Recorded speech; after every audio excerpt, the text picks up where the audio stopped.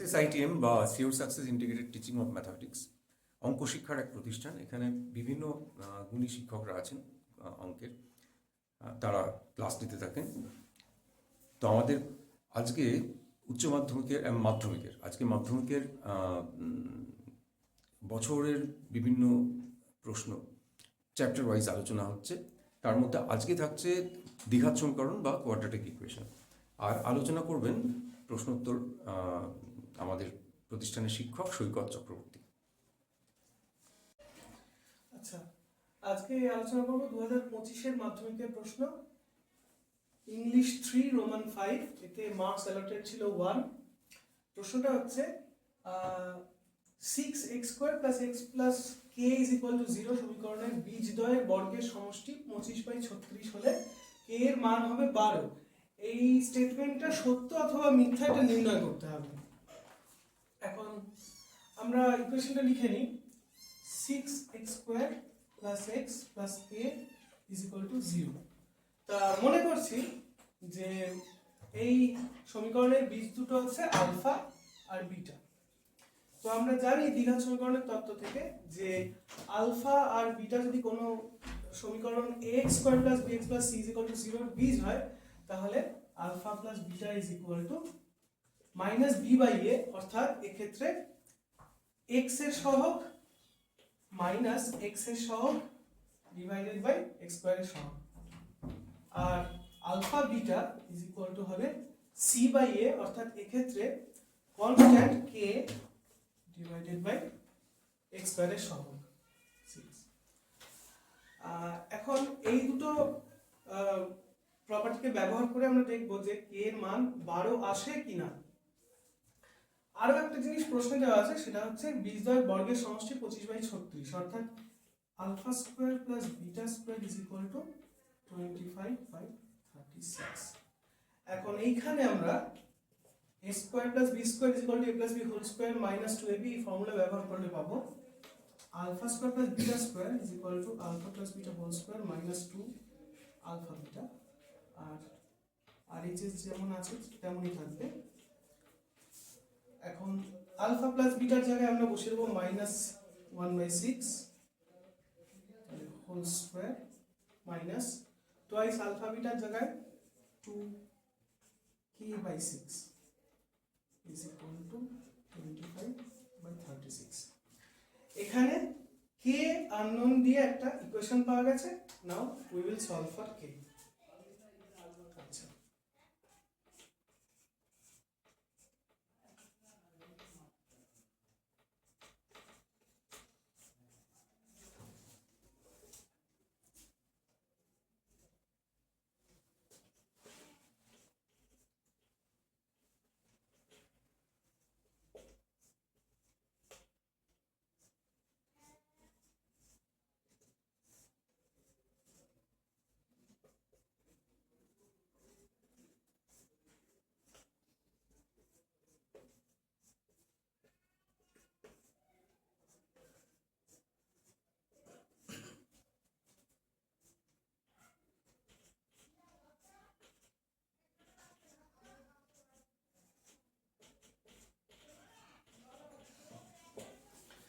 তো এই ইকুয়েশনটাকে সলভ করে আমরা পেলাম k = -2, অর্থাৎ প্রশ্নের যে স্টেটমেন্ট দেওয়া ছিল k এর মান হবে 12, তার সঙ্গে কিন্তু প্রাপ্ত মানটা মিলছে না, অর্থাৎ এই স্টেটমেন্টটা সত্য হবে না, এটা মিথ্যা। হ্যাঁ, এখন আমরা আলোচনা করব 2025 মাধ্যমিকের একটি প্রশ্নের অঙ্ক। এটা দ্বিঘাত সমীকরণের অঙ্ক। কোশ্চেন নাম্বার ইংলিশ 6 রোমান 1, এতে মার্কস অ্যালটেড ছিল হচ্ছে 3 নম্বর। প্রশ্নটা দিয়েছে 16কে এইরূপ দুই অংশে বিভক্ত করো যেন বৃহত্তর অংশের বর্গের দ্বিগুণ ক্ষুদ্রতর অংশের বর্গের চেয়ে 164 বেশি হয়। এখানে অংশ কথাটা বলতে বোঝানো হচ্ছে যে 16কে দুটো ধনাত্মক অখণ্ড সংখ্যার যোগফল হিসেবে দেখাতে হবে।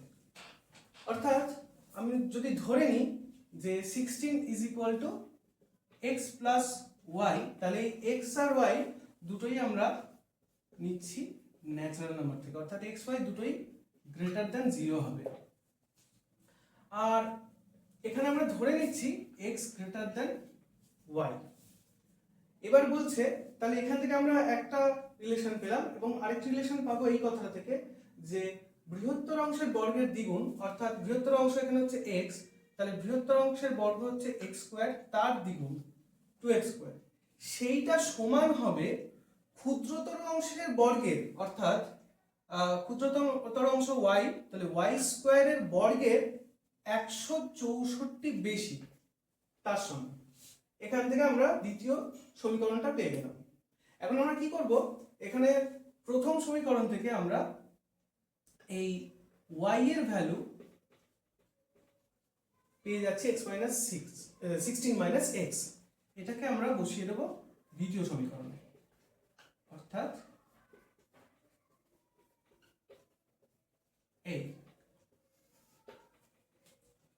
এইবারে এখানে আমরা a মাইনাস b হোল স্কয়ারের ফর্মুলা ব্যবহার করছি। 16 square 256 minus 2 into 16 into x, অর্থাৎ 32x plus x square plus 164।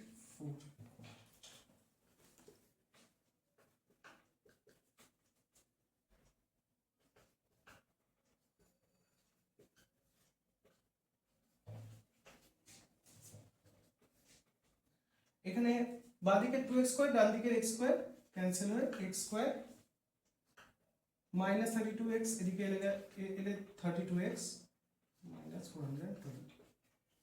এইখানে আমরা একটা দ্বিঘাত সমীকরণ পেয়ে যাচ্ছি x এর। এটাকে আমরা সলভ করব।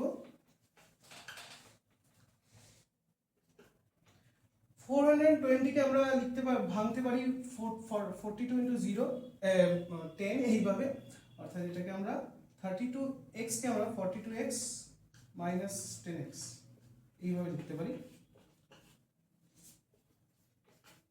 এবার কমন নিলে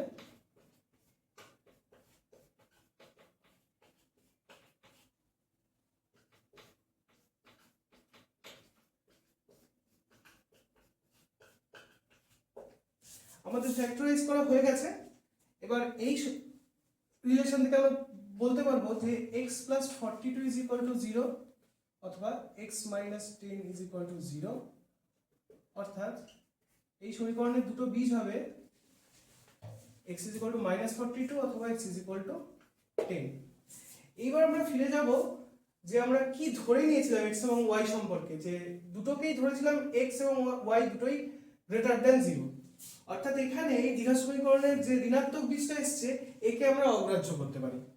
ফলে আমরা নিয়ে নেব x ইজ ইকুয়াল টু 10 কে, এবং এইখান থেকে y এর ভ্যালু বেরোবে y is equal two 16 minus x, মানে 16 মাইনাস 10 অর্থাৎ 6। অর্থাৎ একটি অংশ হচ্ছে 10, অন্য অংশটি হচ্ছে 6। বৃহত্তর অংশটি 10, ক্ষুদ্রতম অংশটি 6, এই দুটোকে অ্যাড করলে 16 হবে। এবং এটাকে চেক করে দেখে নেওয়া যেতে পারে যে এই ক্রাইটেরিয়াটা, অর্থাৎ বৃহত্তর অংশের বর্গের দ্বিগুণ ক্ষুদ্রতর অংশের বর্গের থেকে 164 বেশি হচ্ছে।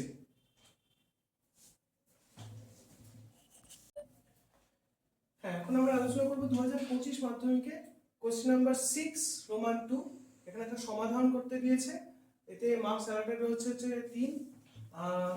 প্রশ্নটা দিয়েছে x plus 3 divided by x minus 3 plus x minus 3 divided by x plus 3 is equal to 2.5, যেখানে x not is equal to minus 3 অথবা 3।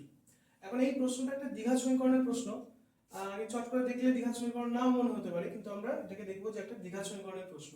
আর x not is equal to minus 3 অথবা 3 এটা বলে দেওয়ার কারণটা কি না, এখানে দেখা যাচ্ছে যে দুটো রাশি রয়েছে যাদের ডিনোমিনেটরে x minus 3 এবং x plus 3 রয়েছে, যেখানে x এর জায়গায় 3 অথবা -3 কোনোটা বসালেই এদের মধ্যে যে কোনো একটা ডিনোমিনেটরে 0 চলে আসবে, অর্থাৎ হরে 0 চলে আসবে এবং পুরো সমীকরণটার কোনো মানেই থাকবে না। এই জন্য এটা মেনশন করে দেওয়া হয়েছে। আচ্ছা, এখন আমরা দেখব এটা কি করে সমাধান করা যায়।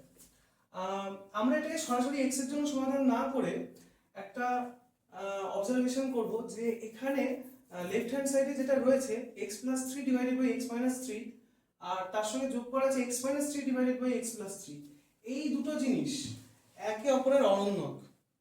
অর্থাৎ এখানে যদি আমি x plus 3 is equal by x minus 3 এই জিনিসটাকে যদি আমি z ধরে নিই, তাহলে অন্যটাকে 1/z বলতে পারবো। তাহলে আমি x minus 3 divided by x plus 3 এটা হয়ে যাবে 1/z, অর্থাৎ এই সমীকরণটা, মূল সমীকরণটাকে আমি z plus 1/z is equal to 2n 1/2 এটা দিয়ে রিপ্লেস করতে পারবো। এখন এটা ধরে এগোনো যাক, তাহলে z plus 1/z is equal to 5/2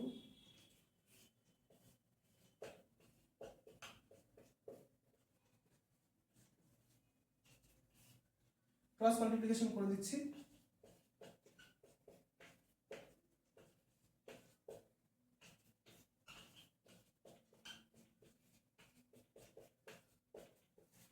এখানে দেখতে পাচ্ছি আমাদের চেনা দ্বিঘাত সমীকরণের যে form ax square plus bx plus c 0 সেই ফর্মে চলে এসেছে।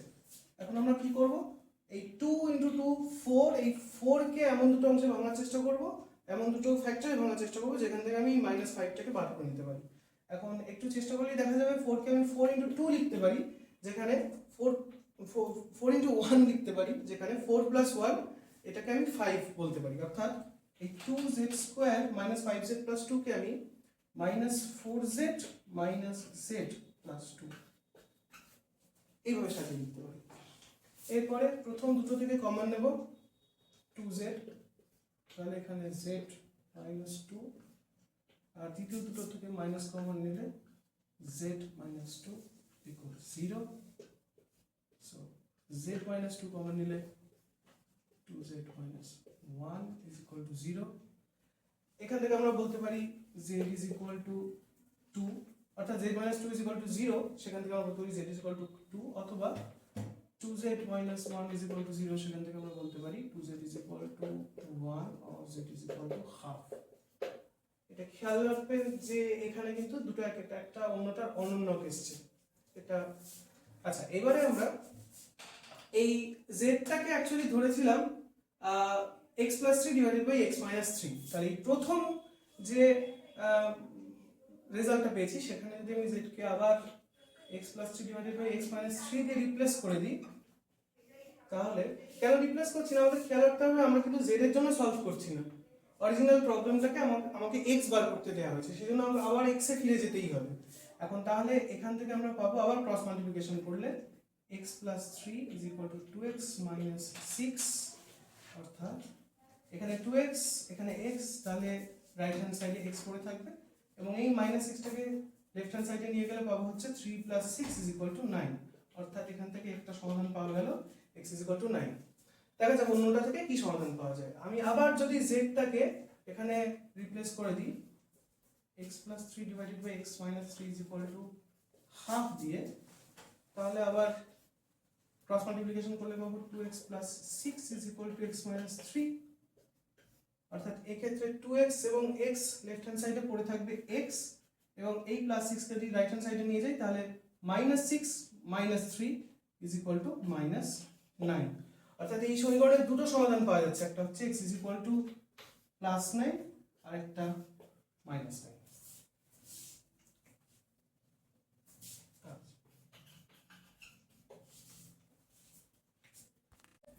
আরেকটা প্রশ্ন আলোচনা করব, এটা 2025-এর 16B রোমান 1, এটাতে মার্কস অ্যালটেড ছিল হচ্ছে 1, আর এটা বহিরাগত শিক্ষা পরীক্ষার্থীদের জন্য।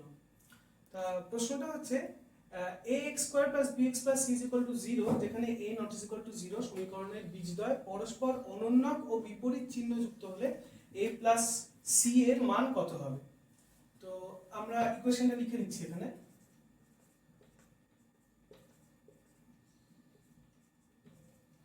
তো এই ধরনের দ্বিঘাত সমীকরণের ক্ষেত্রে আমরা জানি যে ax² + bx + c = 0 সমীকরণের বীজদ্বয় যদি ধরে নিই আলফা এবং বিটা, তাহলে আলফা + বিটা =